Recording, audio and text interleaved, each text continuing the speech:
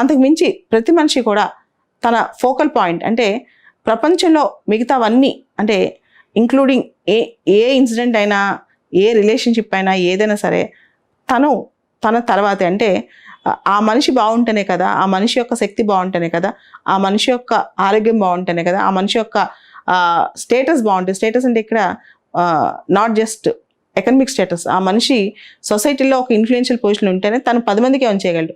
అలా కాకుండా తనే వీకేడ్ అనుకోండి, అన్ని బలహీనతల వల్ల, అన్ని వల్నరబిలిటీస్ వల్ల ఆ మనిషిని ఎవరు లెక్క కూడా చేయరు, తను అనుకున్న మంచి కూడా చేయలేడు అనమాట. కాబట్టి ఫస్ట్ ప్రతి మనిషి నేర్చుకోవాల్సింది ఏంటంటే తనతో తను చాలా కసిగా ఉండాలి, తన మీద తను చాలా డిసిప్లైన్గా తనే ఆ సెట్లో పెట్టుకోవాలన్నమాట. ఆ డిసిప్లైన్ మైండ్ సెట్లో, ఆ స్టాండర్డ్స్లో పెట్టుకోవాలి. అలా చేస్తే మనం ఏ రంగంలోకి వెళ్ళినా within no time success అయిపోతాం. అలా కాకుండా ప్రతిదానికి మెల్ట్ అయిపోతూ, ప్రతిదానికి వల్నరబుల్ అయిపోతూ, ప్రతిదానికి సెన్సిటివ్గా ఆలోచిస్తూ ఉంటే మాత్రం కష్టం. సో ఇది ఎన్ని చేసినా సరే ఆ డిసిప్లైన్కి, ఆ గోల్కి, ప్రతిదానికి ఒక టైం బౌండ్నెస్ పెట్టుకోవాలి, కాల పరిమితి ఒకటి పెట్టుకోవాలన్నమాట. ఆ కాల పరిమితితో మనతో మనం డిసిప్లిన్ చేసుకుంటూ, మనకి మనం చెప్పుకుంటూ, మనకి మనం ఆటో సజెషన్స్ ఇస్తూ ముందుకెళ్తే మనం ఏదనుకుంటే అది అంతకంటే ఎక్కువ సాధించగలం.